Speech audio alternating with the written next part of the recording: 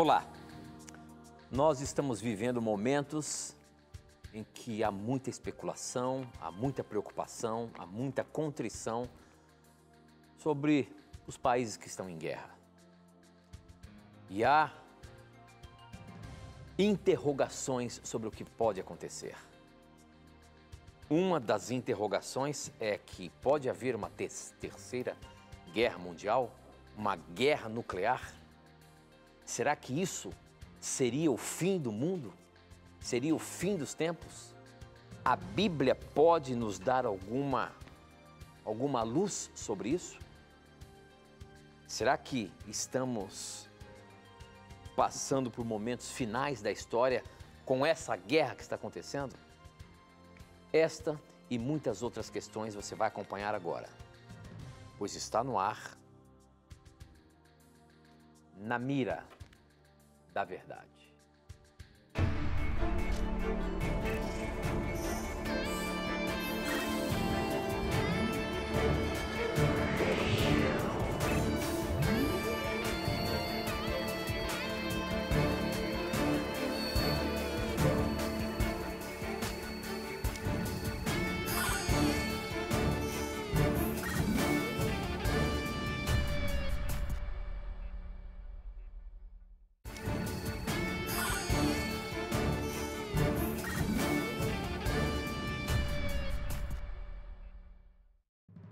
Olá, seja muito bem-vindo. Estamos começando mais um programa Na Mira da Verdade e sempre é muito bom ter a sua companhia. Você que já estava acompanhando a programação aí, o Anjos em Ação, seja um doador, faça a sua doação, uma doação que nós estamos agora pedindo aqui, uma doação exclusiva para nós fazermos mais um curso bíblico para oferecermos para todos da nossa audiência. A você que gosta de estudar a Bíblia, você vai ter a chance de poder ter esse curso bíblico em mãos. E muitas outras pessoas que acompanham a programação e querem aprender mais da Bíblia. Então você pode ligar agora, 0 operadora 12 21 27 30 30. Nós temos uma equipe lá pronta para receber a sua ligação até as 10h30 da noite e você pode aí fazer a sua doação, tá bom? Muito obrigado, você que já é Anjos da Esperança, você que já é Novo Tempo, você que faz tudo isso acontecer. O programa Na Mira da Verdade é um programa mantido pelos Anjos da Esperança. Então, a você que nos acompanha aí, nosso muito obrigado. E se você sentir o desejo, liga pra gente agora, tá bom? Muito bem, nós abrimos o programa aí falando um pouquinho dessas interrogações que todos nós estamos passando por esses dias, ou tendo por esses dias. Estamos acompanhando uma guerra que está acontecendo. A gente acabou de sair daí de uma pandemia mundial, agora estamos enfrentando uma guerra. Ela não é ainda mundial. Será que ela pode ser uma guerra, uma terceira guerra mundial? Será que realmente pode haver, dentro de algum tempo aí, uma guerra nuclear e, quem sabe, botar o fim na humanidade? A Bíblia fala do tempo do fim, a Bíblia fala do fim dos tempos. Será que nós estamos vivendo esses últimos momentos da história? Será que esta guerra quer falar alguma coisa para a gente? Bom, quem está sempre com a gente aqui é ele, professor Leandro Quadros. Obrigado por estar mais uma vez com a gente, professor. Tudo bem? Tudo bem, Tito. É muito bom estar aqui mais uma vez. E eu queria começar o programa mandando alguns abraços. Primeiro, um abraço para todo o pessoal de Sinop, no Mato Grosso e região, que estiveram aí no último acampamento de verão, né, do qual eu pude fazer parte, conhecer muitas pessoas queridas. Então, muito obrigado a todos vocês de Sinop, região, não é, que participaram. Obrigado ao Maurício, não é, organizador. E também eu quero mandar um abraço para a Delmárcia Leitsky, não é? Que também esteve presente e me informou de outros 2 telespectadores, né, que acompanham muito Na Mira da Verdade. Eu quero mandar um abraço também para esses telespectadores. O Salvador Guimarães e a Joana, que também são de Sinop, no Mato Grosso. Que Deus abençoe a todos vocês e obrigado mais uma vez pelo carinho. Muito bem, professor. Bom, nós abrimos o programa aí falando sobre essa questão. Será que uma terceira guerra mundial poderia acabar com a raça humana e então chegar ao fim da história? Como a Bíblia fala, nós estamos vivendo sim no tempo do fim. Mas como podemos falar um pouquinho sobre essa questão da guerra? A guerra está relacionada com alguma coisa da Bíblia, senhor, professor? Será que se porventura houver uma guerra mundial, seria o fim? A Bíblia não deixa dúvidas de que não importa a guerra que aconteça, se for uma terceira guerra mundial, uma quarta, uma quinta, não será por meio de qualquer guerra que o mundo terminará, né? Na verdade, a Bíblia ensina que mesmo que as guerras pré-anunciem a volta de Cristo, ou seja, sejam sinais da volta de Cristo, elas não se constituem no sinal do fim, e nem mesmo no fim. Então vamos ler Mateus 24, versos 6 e 14, e vamos saber o que, na verdade, que sinal, na verdade, se constitui no sinal do fim.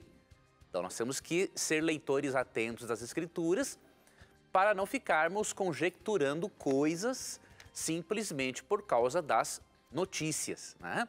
Nós devemos estar atentos sim às notícias, à história da humanidade, mas nós não podemos estudar a Bíblia com o jornal do lado. Nós estudamos a Bíblia com a ajuda da própria Bíblia, com um comentário bíblico, um manual bíblico, dicionário bíblico ou concordância bíblica, agora nunca com o jornal do lado, tá? Então, Mateus 24, 6... quando Cristo fala de alguns dos sinais que antecederiam a sua segunda vinda, ele diz assim: e certamente ouvireis falar de guerras e rumores de guerras.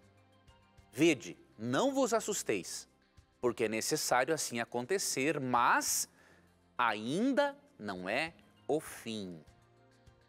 Então Cristo disse que ouviríamos falar de guerras, de rumores de guerras, e que isso ainda não é o fim. Então, é um sinal que pré-anuncia a volta de Cristo, mas não é o sinal do fim. Tá? Então, especular que o mundo vai terminar numa terceira guerra mundial é perda de tempo. Pode existir uma terceira, uma quarta, uma quinta, nós não sabemos quando Jesus vai voltar. Mas dizer que o fim do mundo será por meio disso é totalmente antibíblico.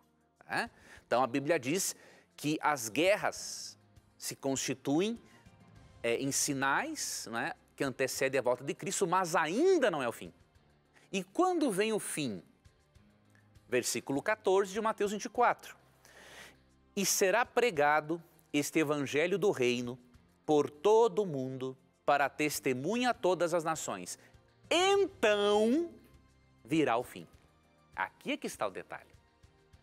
O último sinal do fim, que antecede o fim do mundo de pecado, para o início de um novo mundo, de uma nova era, entre aspas, com Cristo, é a pregação do Evangelho em todo o mundo.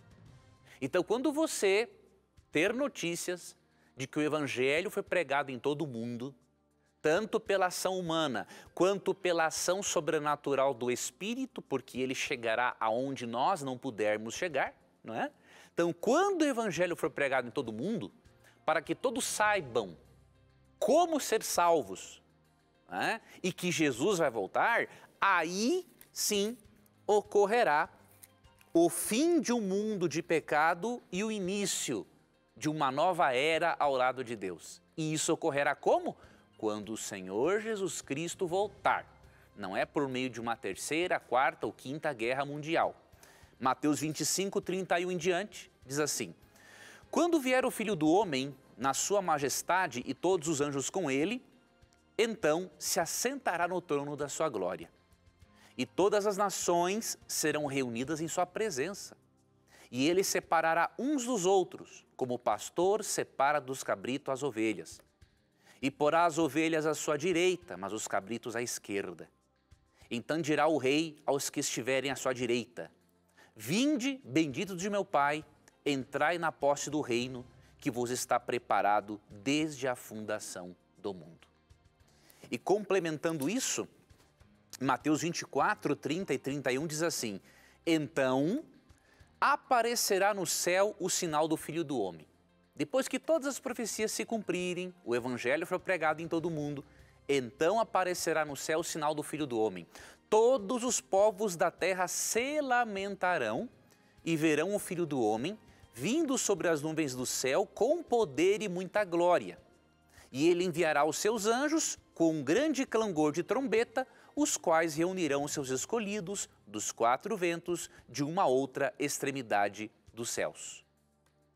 Então, esta é a resposta bíblica, amigo, amiga telespectadora. Né? Guerras são sinais que antecedem a volta de Cristo, mas elas não se constituem no sinal do fim. O sinal do fim é a pregação do evangelho em todo o mundo. E após isso, o Senhor Jesus volta em glória e majestade com os seus anjos, separa os justos dos injustos e, como diz Apocalipse 22:12, Mateus 16:27, retribui a cada um segundo as suas obras. Então nós temos que focar na segunda vinda de Cristo e deixarmos de darmos à Bíblia interpretações que não existem nela. Repito, estude a Bíblia com a própria Bíblia, compare a Escritura com a Escritura, estude a Bíblia com um bom comentário bíblico, com um bom manual bíblico ou com um bom dicionário bíblico ou concordância bíblica e deixe de lado esse costume de tentar entender a Bíblia com um jornal do seu lado, tá? Ou assistindo um telejornal. Não é assim que se estuda a Bíblia. É por isso que surgem especulações e é por isso, né? E essas especulações só mostram que, infelizmente, todos os seres humanos, não importa a qual igreja pertençam, estão estudando muito pouco as Escrituras. Ok, muito bem, professor. Está apenas começando o programa Na Mira da Verdade de hoje. Para você participar, você pode mandar as suas perguntas através do nosso SMS. O número é 12 981510101, eu recebo aqui na hora. Ou então você pode acessar as nossas redes sociais, no Instagram, @Na Mira da Verdade, no Facebook, namiradaverdade.nt, tá bom? Você manda lá, eu sempre coloco um videozinho antes do programa para que você possa ali nos comentários fazer a sua pergunta e eu já dou uma pesquisada aqui na hora e ela chega na hora aqui para mim. Participe, mande a sua dúvida, como por exemplo, o Axon Saloto fez a seguinte questão colocando na mira da verdade. O texto de Apocalipse 12, de 7 a 9, nos fala sobre a expulsão de Satanás do céu. Todos dizem que esse texto se aplica ao tempo antes da criação do mundo. Porém, a leitura nos indica que foi após a ascensão de Cristo ao céu. Qual foi o momento que realmente Satanás foi derrotado? A minha pergunta é, esse texto se refere a antes da criação do mundo ou após a morte de Jesus na cruz? Professor Leandro Quadros, o que Apocalipse 12, de 7 a 9 está dizendo? A luta que houve ali no céu, de Satanás e seus anjos, de Cristo e seus anjos. Veja, o contexto de Apocalipse 12, 7 a 9, realmente está no contexto da cruz. Porque no verso 11 diz assim, eles, pois, o venceram por causa do sangue do Cordeiro e por causa da palavra do testemunho que deram, e mesmo em face da morte não amaram a própria vida. Então, no contexto da cruz, está Apocalipse 12, 7 a 12. Agora, isso não significa que os versos 7 a 9 não possam ser aplicados à primeira expulsão do céu. Por que eu digo primeira? Realmente aqui no contexto, isso aqui ocorre, essa expulsão definitiva ocorre depois da cruz. Tá? Mas nós vemos que houve uma primeira expulsão ao lermos Gênesis 3 e a forma rebelde como Satanás mentiu para Eva. Quando ele mente daquela forma, ele demonstra ali estar num estado de rebelião muito avançado. Então ele já tinha sido expulso do paraíso, da morada de Deus. Agora, nós deduzimos com esse texto, até pelo fato de o verso 12 falar que os céus agora tinham motivos para festejar, que ele ainda tinha acesso a outros mundos criados, né? E que após a cruz, quando ele é totalmente desmascarado, ele perde acesso a esses outros mundos. Tá? Então, em resumo, seria isso. Realmente o texto é uma referência pós-cruz, mas os versos 7 a 9 não tem um problema de aplicá-los também ao momento em que ele foi expulso lá no início, ao ponto de vir depois ele conseguiu, né, levar nossos primeiros pais também à rebelião. Muito bem, pessoal aqui participando bastante pelo nosso SMS, obrigado. Vai mandando suas perguntas aí, que ela pode ser pescada, como foi aqui a pergunta da Maria de Curitiba. Obrigado pela sua participação, Maria. A pergunta da Maria, professor, é a seguinte. Antes de eu fazer a pergunta dela, existe alguma forma de eu ser batizado pelo Espírito Santo? Porque olha só o que ela pergunta. Como faço para ser batizada no Espírito Santo, visto que já sou batizado nas águas? E aí, professor, existe alguma forma para ser batizado pelo Espírito Santo? Na verdade, nossa querida telespectadora que perguntou, você foi ensinada na sua igreja que o batismo nas águas é uma coisa e que o batismo com o Espírito Santo é um evento separado, né? Mas biblicamente não é bem assim que a coisa funciona, tá? Eu quero lhe mostrar aqui um texto para você perceber que há uma união temporal, diríamos assim, entre o batismo nas águas e o batismo com o Espírito. Mateus capítulo 3, vamos analisar da perspectiva do batismo de Jesus. Mateus 3, 16 e 17. Batizado Jesus, saiu logo da água. E eis que se lhe abriram os céus, e viu o Espírito de Deus descendo como pomba vindo sobre ele. E eis uma voz dos céus que dizia, este é o meu Filho amado, em quem me comprazo. Então, Jesus ao ser batizado, logo que saiu das águas, o Espírito Santo desceu como pomba sobre ele, ou seja, o ungindo como Messias. Né? Nós podemos aprender aqui que no momento em que aceitamos a Cristo como Salvador e evidenciamos isso por meio do batismo, nós, além de recebermos o perdão dos pecados pela fé em Cristo, nós recebemos o Espírito Santo neste momento. Né? Nós podemos ser batizados com o Espírito Santo. Óbvio, né? Não existe uma ordem rígida, né, para o batismo com o Espírito, porque ele age da forma como ele quer. Mas, geralmente, é isso que acontece. Então, minha irmã, a partir do momento em que você foi batizada nas águas, a Bíblia também diz que você já é selada com a presença do Espírito Santo, ou seja, ele sela no seu coração a certeza de que você foi aceita no reino de Deus, como filha de Deus, tá? Então, o que diz Efésios 1,13, ó? Em quem também vós, falando de Cristo, depois que ouvistes a palavra da verdade, o evangelho da vossa salvação, tendo nele também crido, fostes selados com o Santo Espírito da promessa, o qual é o penhor, ou seja, a garantia da nossa herança, até o resgate da sua propriedade, em louvor da sua glória. Então, minha irmã, você já tem o Espírito Santo na sua vida. Talvez você pense assim, mas eu não falo em línguas. A Bíblia não ensina que o batismo com o Espírito deva ser necessariamente acompanhado do dom de línguas. O batismo com o Espírito Santo é acompanhado, primeiro, do fruto do Espírito, que são 9 qualidades de caráter que vão sendo desenvolvidas ao longo da vida, qualidades mencionadas em Gálatas 5, 22 e 23, e também o batismo com o Espírito evidenciado através do exercício de qualquer outro dom espiritual. Tá? Então você lê 1 Coríntios 12, e você vê ali que o Espírito Santo, no verso 11, diz assim que ele distribui cada dom segundo lhe apraz. E ele não dá o mesmo dom para todas as pessoas, tá? Então tira da sua mente essa ideia, eu não sou batizado em línguas, então eu não tenho o batismo com o Espírito Santo. Não, se você tem um outro dom espiritual, né, como resultado de ter aceito a Jesus como Salvador, é óbvio que você é batizado no Espírito Santo.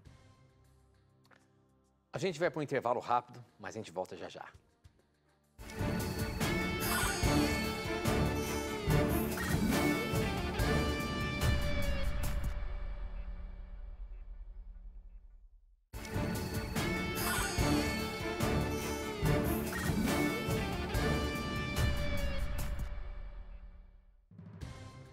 Já estamos de volta, participe aí mandando suas perguntas pelas redes sociais, pelo Instagram, @namiradaverdade, pelo Facebook, namiradaverdade.nt. Estamos transmitindo também pelo Facebook. Você pode compartilhar lá o programa, o vídeo, com seus amigos, com a sua rede de contatos, para que mais e mais pessoas tenham a chance de estudarmos juntos aqui a Palavra de Deus, tá bom? Compartilhe aí o vídeo, divulgue aí o nosso link do Facebook, e mais pessoas poderão fazer perguntas e tirar suas dúvidas aqui.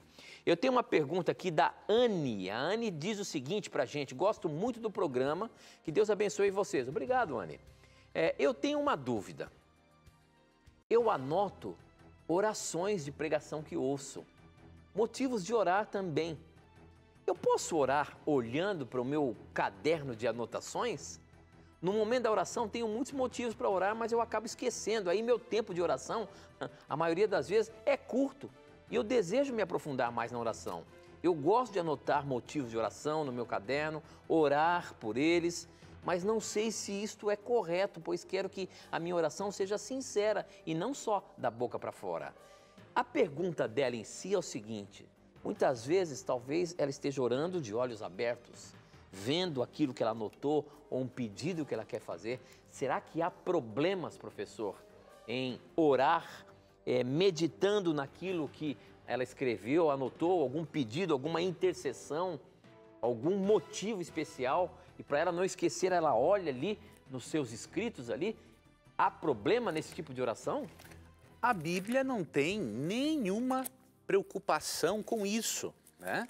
A preocupação bíblica, em resumo, né, é de Romanos 12:12, que diz assim: regozijai-vos na esperança, sede pacientes na tribulação, na oração, perseverantes. Então o que a Bíblia quer é que você ore de forma perseverante. Quando você disse assim, eu quero orar de forma sincera, isso é possível através de uma oração escrita. Assim como é possível orar de forma não sincera através de uma oração só em pensamento ou falada. Então o problema não está se a oração é escrita, falada ou pensada. O problema é se essa oração é feita de coração e é feita com fé em Cristo. Percebe a questão? Então há pessoas que oram só com a mente, mas de forma insincera. Outros oram de forma sincera. Outros oram de maneira falada, de forma sincera, e outros não sincera. E outros podem orar com base nas suas orações escritas de forma sincera ou não sincera. Então isso vai depender de você. Agora, é um costume muito bom escrever, tá? Por quê? Já existe há algum tempo, não faz muito tempo, a chamada escrita terapia, né? Escrever sobre a sua vida, especialmente escrever motivos para agradecer, faz muito bem para a saúde emocional. Então, estudiosos comprovaram que, na verdade, entenderam, né, que bem no passado, quando muitas senhoras faziam parte de um matrimônio muito ruim, né, um marido muito violento ou coisa parecida, elas tinham um diário. E interessante, apesar dos conflitos familiares, elas tinham uma certa maturidade, uma sanidade mental. E comprovou-se, né, verificou-se que a existência desses diários, né, foi fundamental para que essas mulheres que viveram num matrimônio muito ruim, né, pudessem manter a saúde emocional. Então hoje já existe a chamada escrita terapia. Então seria muito bom, sim, você escrever suas orações, até para um dia você voltar e ler e ver, nossa, Deus já atendeu essa oração. E eu vou te dar uma sugestão, ó. A Novo Tempo tem, graças ao programa Lugar de Paz, uma agenda de oração. Ela tem exatamente esse propósito, né? De estimular você a oração, mas também de mostrar para você quando que suas orações ou como foram atendidas. Então, por exemplo, essa agenda de oração, eu vou mostrar aqui uma página de exemplo para você ver. Você pode colocar a data, não é, em que você vai fazer essa oração. Aqui você pode colocar pedidos, o que você pede a Deus, agradecimentos. Você pode colocar uma oração intercessória, né, escrever oração por alguém e orações respondidas. Isso aqui é muito interessante, né? Você coloca os pedidos, os agradecimentos, ora por alguém e relata as orações atendidas e quando foram atendidas, né? E nessa agenda de oração sempre tem aqui uma frase muito bonita sobre oração em todas as páginas, tá? Então eu recomendaria que você tivesse essa agenda de oração, tá? Agenda de oração Lugar de Paz. Você pode adquirir, tá? Acessando o site da Novo Tempo, novotempo.com/loja, tá? novotempo.com/loja. Isso aqui é muito bom para ajudar você a criar o hábito da oração. E você que já tem esse hábito de escrever, então vai ser uma bênção para você, ok? novotempo.com/loja. Muito bem, professor. Olha, eu estou lendo aqui um texto de Gálatas, e a pergunta aqui, deixa eu ver se tem o nome da pessoa, o Tarcísio mandou para a gente, ele é lá de Nova Ipixuna. Ele gostaria de saber qual o significado das duas mulheres de Gálatas 4, dos versos 21 a 27. E eu estava lendo aqui para a gente fazer a pergunta, e realmente isso aqui está meio que ligado, querendo dizer sobre as duas alianças aí, um paralelo entre as duas alianças. Não sei se a gente lê aqui os versículos para contextualizar, ou você pode explicar isso, o que significa essas duas mulheres, que é Agar e Sara, né? Que foram dos filhos de Abraão, né? E aí ela faz uma comparação que uma aqui pertence à aliança do Sinai, outra aliança da escravidão, enfim.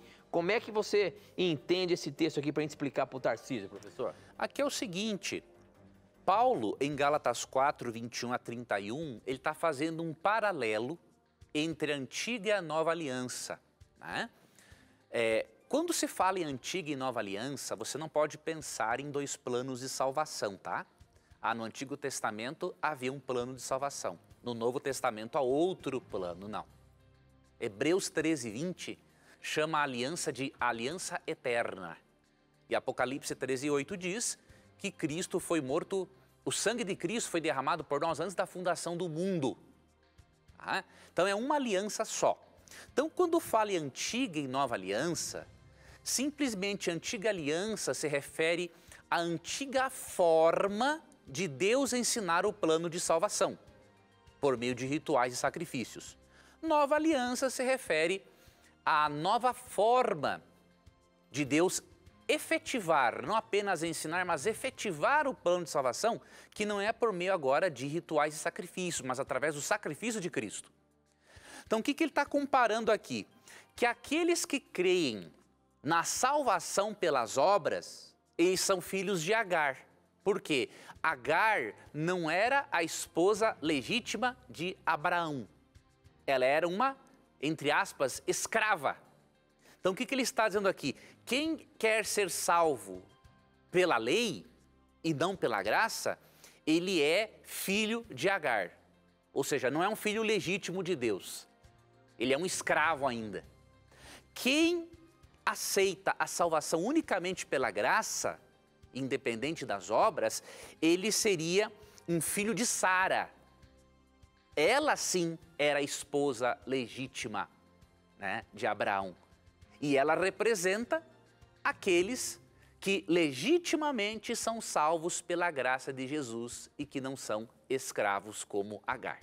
Então ele só está fazendo esse paralelo com essas duas personagens que realmente existiram na Bíblia para mostrar o perigo do legalismo e a superioridade, não é, da nova aliança. Em que sentido? Você agora não precisa mais aprender por meio de rituais e sacrifícios. Você agora aprende diretamente por meio da vida e obra de Jesus Cristo. Então é esse paralelo, né? Ele cria aqui uma alegoria, né? Comparando as duas alianças, ou seja, as duas fases em que o plano da salvação foi ensinado, comparando com essas duas. Uma esposa legítima de Abraão e outra não era legítima. Então, e com isso eles acabam usando essa alegoria, esse paralelo, né, professor? Para, quem sabe, tirar a credibilidade da lei, dizendo que a lei ali representa uma escravidão. E não é isso que o texto está querendo dizer, não é mesmo? Não é. O texto fala que escravo é aquele que faz da lei o seu meio de salvação, né? Agora, a lei, ela tem um papel na santificação do crente, ou seja, ela tem que ser vista como o resultado da obra do Espírito Santo no interior do ser humano. Então, o ser humano é regenerado pelo Espírito, passa pelo novo nascimento, diz João 3. E como parte do novo nascimento, Hebreus 8:10 diz que a lei de Deus, seus princípios morais, são escritos no nosso coração. Então, o que Paulo faz aqui é colocar a lei no lugar dela. Resultado de um coração transformado. Nunca um meio de salvação.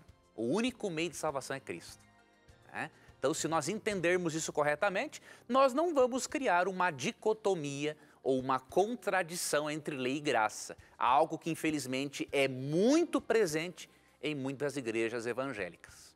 É verdade, professor, é verdade. A próxima pergunta aqui, olha, é uma pergunta interessante também. O Romário, ele quer explicação sobre o que está escrito lá em Mateus, capítulo 19, verso 12. Quando a gente contextualiza aqui o texto, é o seguinte, está falando sobre várias razões ou razões diferentes para que o homem não se case. E aqui fala assim, eu vou ler aqui o texto, professor.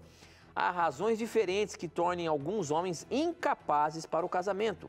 Uns porque nasceram assim, outros porque foram castrados e outros ainda não casam por causa do reino do céu.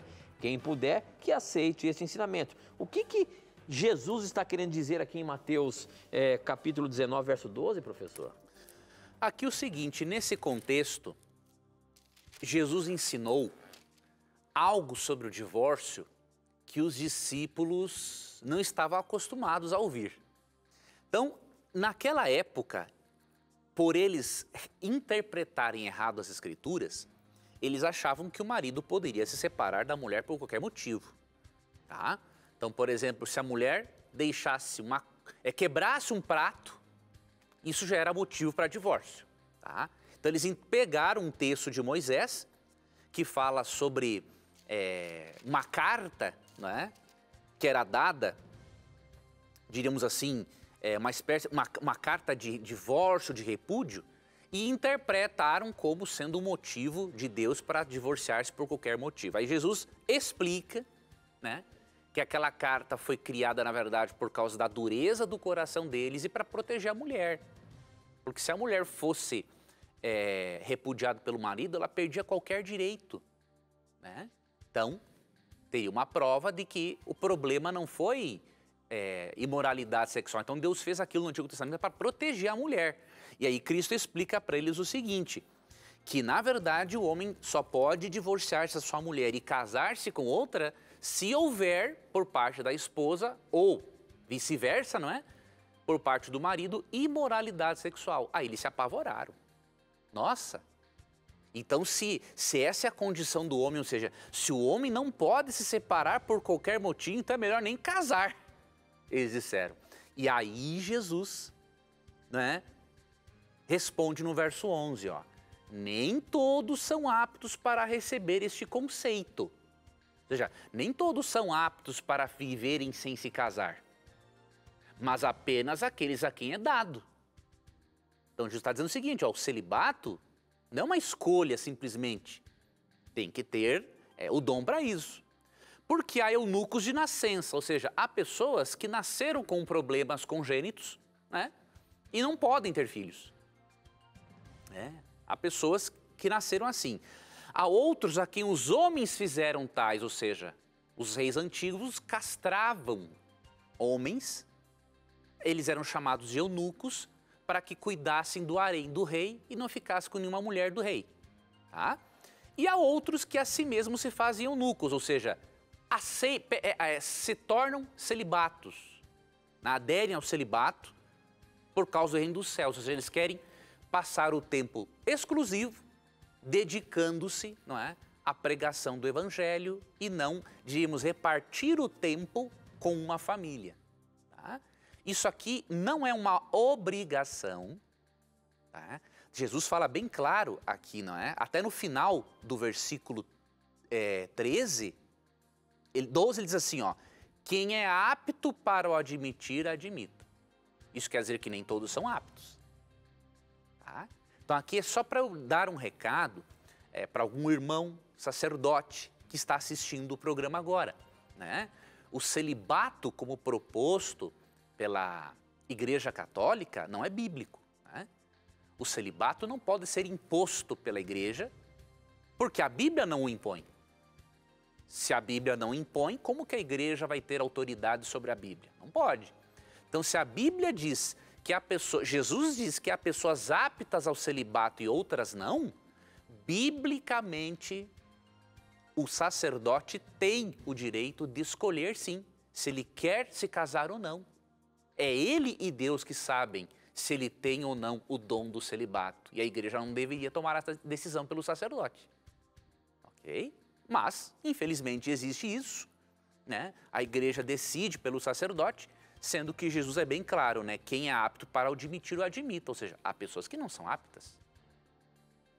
E isso é fácil de se perceber ao longo de toda a história da humanidade, né?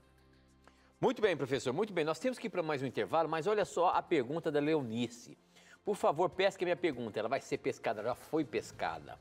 É verdade que quem vive ou viveu, ou vive ou... não, que viveu ou vive em fornicação, Deus não perdoa? A pessoa nunca mais terá perdão? Na minha denominação, eles falam que fornicação não tem perdão. O que a Bíblia fala? Não sai daí não, a gente volta já.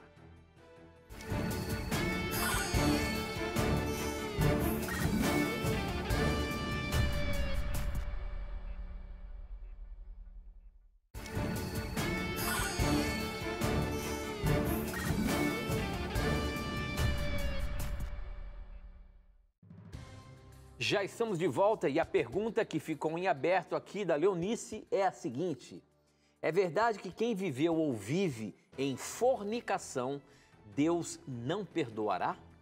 Professor, como que é essa questão? A Leonice diz que na religião dela é ensinado que não há perdão para a fornicação. A Bíblia fala isso? Não. A Bíblia mostra que Deus perdoa qualquer pecado quando há um arrependimento sincero e uma confissão deste pecado. Tá? Então eu vou ler dois textos bíblicos aqui. O primeiro, Provérbios 28:13, diz assim: o que encobre as suas transgressões jamais prosperará. Ou seja, aquele que quer ser um pecadeiro, né? Faz do pecado um estilo de vida, vive daquele jeito, não confessa para Deus e segue a vida, né? Mas o que as confessa e deixa, alcançará misericórdia. Né? Então, claramente, há um perdão para aquele que se arrepende e deixa. Alguns demorarão mais tempo do que outros na luta contra a imoralidade sexual, por vários motivos. Carga hereditária, abuso sexual, né? Excesso de hormônios sexuais, né? Então, há uma série de fatores e Deus vai julgar cada caso de forma muito particular, tá? E um outro texto que é importante nós considerarmos é 1 Coríntios 6. Paulo menciona aqui, nos versos 9 e 10, pecados sexuais que os coríntios praticavam. E no verso 11 ele mostra que Deus os perdoou. Então, olha o que diz aqui, ó. 1 Coríntios 6, 9 e 10. Ou não sabeis que os injustos não herdarão o reino de Deus? Não vos enganeis, nem impuros, A impureza tem a ver com a fornicação, não é? Que é o sexo pré-matrimonial. Nem impuros, nem idólatras, nem adúlteros, nem efeminados, que seriam homossexuais passivos, nem sodomitas, que seriam homossexuais ativos, nem ladrões, nem avarentos, nem bêbados, nem maldizentes, ou seja, os que falam mal dos outros também, né? Estarão fora. Nem roubadores herdarão o reino de Deus. Agora, olha o verso 11. Tais fostes alguns de vós, ou seja, alguns foram homossexuais, alguns foram adúlteros, outros foram ladrões, outros foram bêbados, outros roubadores, avarentos, maldizentes, né? Mas o que aconteceu? Deus não perdoou os pecados sexuais deles? Muito pelo contrário, ó. Tais fostes alguns de vós, mas vós vos lavastes, mas fostes santificados, mas fostes justificados, ou seja, perdoados, declarados justos, em o nome do Senhor Jesus Cristo e no Espírito do nosso Deus. Então, a forma como a sua igreja está ensinando, realmente, ela não se enquadra com aquilo que a Bíblia ensina sobre o perdão de Deus. Muito bem. Bom, nós apresentamos aqui para você que você pode mandar a sua pergunta para a gente no formato de um vídeo. E para isso nós disponibilizamos para você um WhatsApp. O número é 12 98183, deixa eu ver se é isso mesmo, não, 8283 0099. 98283 0099. Você pode mandar a sua pergunta fazendo um vídeo para a gente. E tem uma pergunta que chegou aqui que eu queria colocar no ar agora. Vamos lá. Olá, queridos irmãos, da paz de Cristo a todos. Me chamo Anderson da Silva, sou de Macapá e quero fazer uma pergunta aos irmãos, me explicar o que são os 24 anciãos de Apocalipse, quem são eles? Queria que o pastor Leandro Coade me respondesse essa pergunta. Anderson, muito obrigado, meu irmão, por sua pergunta, tá? Veja, existem teorias, né, diferentes sobre os 24 anciãos.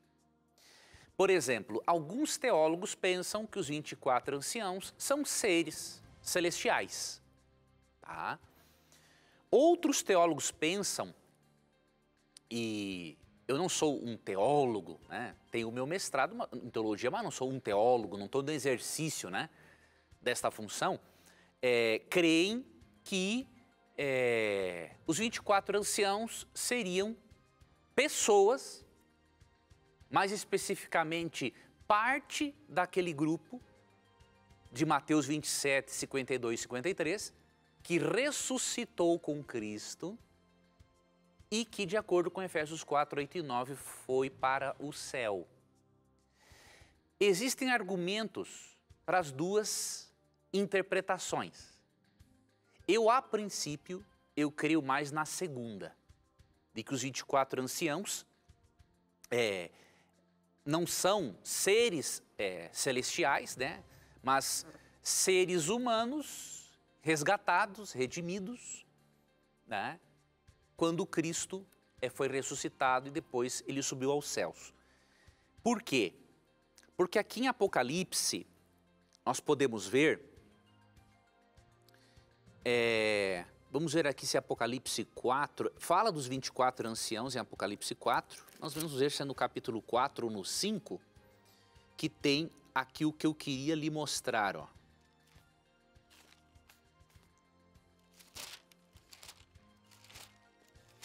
Vamos ver aqui. Apocalipse 4, né, professor? Nos dois capítulos, mas eu quero um verso em específico que mostra os 24 anciãos colocando suas coroas sobre os pés de Deus.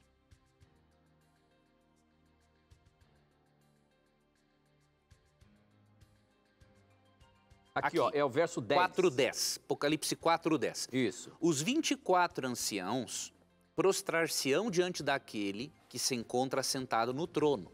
Adorarão o que vive pelos séculos dos séculos e depositarão as suas coroas diante do trono, proclamando: Tu és digno, Senhor e Deus nosso, de receber a glória, a honra e o poder.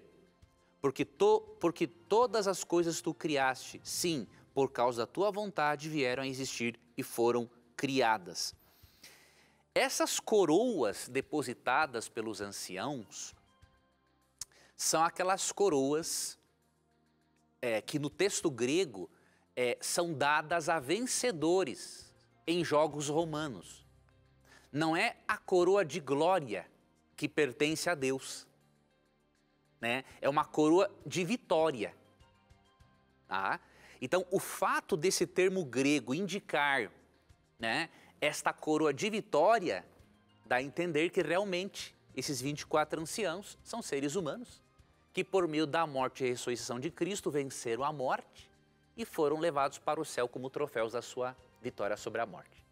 Tá? Então, a princípio, eu vejo mais força nesta segunda hipótese, mas eu reconheço há argumentos também para a primeira hipótese. Ok, professor, muito bem. Aqui no Facebook, o pessoal que está acompanhando, assistindo aí pelo Facebook, o Antônio Carlos, ele faz a seguinte pergunta, colocando na mira da verdade. Ele é lá do Distrito Federal. Obrigado pela sua participação, Antônio Carlos. Gostaria de saber o motivo de Deus querer matar Moisés por não ter circuncidado seu filho. Eu gostaria de saber também a origem da circuncisão e por que a mesma foi abolida. A questão da circuncisão aí começou ali com Moisés não querer circuncidar seu filho. Qual foi o porquê de Deus querer matá-lo, professor? Em primeiro lugar, quando lemos o livro de Gênesis, né, no capítulo 17, nós percebemos que a circuncisão foi estabelecida por Deus nos dias de Abraão. Tá? Então você pode ler Gênesis 17, 23 a 27. Então ela é bem antes de Moisés. Tá? A circuncisão surgiu então nos dias de Abraão. Agora, em Êxodo 4, por que Deus quis matar Moisés? Na verdade, o que Deus fez aqui foi aparecer de uma forma ameaçadora, né? Então vamos ler aqui a partir do versículo 23 até o 25. E aí você vai entender qual a razão de Deus aparecer desta forma tão ameaçadora. 24. Estando Moisés no caminho, numa estalagem, encontrou o Senhor e o quis matar. Então Zípora tomou uma pedra aguda, cortou o prepúcio de seu filho, lançou aos pés de Moisés e lhe disse: sem dúvida, tu és para mim esposo sanguinário. Assim o Senhor o deixou. Ela disse esposo sanguinário por causa da circuncisão. Então, por que Deus apareceu daquela forma? E por que Deus, logo em seguida, em que a esposa de Moisés, Zípora, logo em que ela circuncida o filho, Deus se retira, né? Porque, veja bem, a circuncisão era um sinal externo de que aquela pessoa pertencia ao povo de Deus. Era muito importante. Seria como uma expressão de fé hoje em Cristo por meio do batismo, tá? Para te dar um exemplo. E Moisés, sendo líder de um povo extremamente rebelde, se ele não desse o exemplo como líder, a desgraça seria maior ainda. Para você ter uma ideia da rebeldia do povo, né, e da importância do exemplo de Moisés como líder. Ali em Êxodo 19, quando Deus deu a lei, a parte moral da lei, sobre trovões e terremoto no Sinai, dali um pouquinho eles já estavam adorando um bezerro de ouro. Veja a barbaridade. Então imagine se Moisés como líder negligencia a circuncisão. O respeito para com Deus, o respeito para com a aliança de salvação para com Deus, não ia existir praticamente. Porque se o líder negligenciou, Imagine os liderados. Então Deus teve que aparecer daquela forma ameaçadora a Moisés para conscientizar tanto a ele quanto a esposa de que o exemplo deveria partir dele e que se ele não o fizesse, a tragédia seria muito maior neste processo de Deus salvar e reeducar o povo de Israel que havia sido escravo no Egito, né? Muito bem, professor, muito bem. O nosso tempo está indo para o final, mas eu não posso dizer a você, se você quer estudar mais a Bíblia, nós oferecemos um guia de estudo, um curso bíblico, que é esse aqui, ó, Verdades para o Tempo do Fim. Para você pedir esse curso bíblico, agora, você pode entrar lá novotempo.com/na mira da verdade, você vai ver na barra de rolagem, quando você vai lá no final, você vai ver a imagem dessa revista. É só você clicar lá e você vai preencher um cadastro para que ela chegue direitinho na sua casa.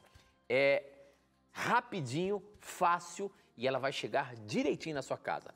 Peça agora mesmo. Se você tem dificuldade de acessar o nosso site, você pode ligar para a gente, só que tem que ser no horário comercial. 0 operadora 12 2127 3121. Então, peça agora entrando no nosso site e você vai ter ela aí na sua casa, tá bom? Professor, acabou o nosso tempo, a gente se encontra semana que vem, se Deus quiser. Se Deus quiser. Obrigado, amigo telespectador, amiga telespectadora, por sua confiança na Novo Tempo, na Mira da Verdade. E que você nunca esqueça que sempre que você tiver a coragem de perguntar, a Bíblia terá coragem de lhe responder. Aqui, claro, você sabe, né? Sempre as suas dúvidas, os seus questionamentos, todos estarão sempre na mira da verdade. Obrigado pelo carinho da sua audiência. A gente se encontra na próxima semana, se Deus quiser. Tchau!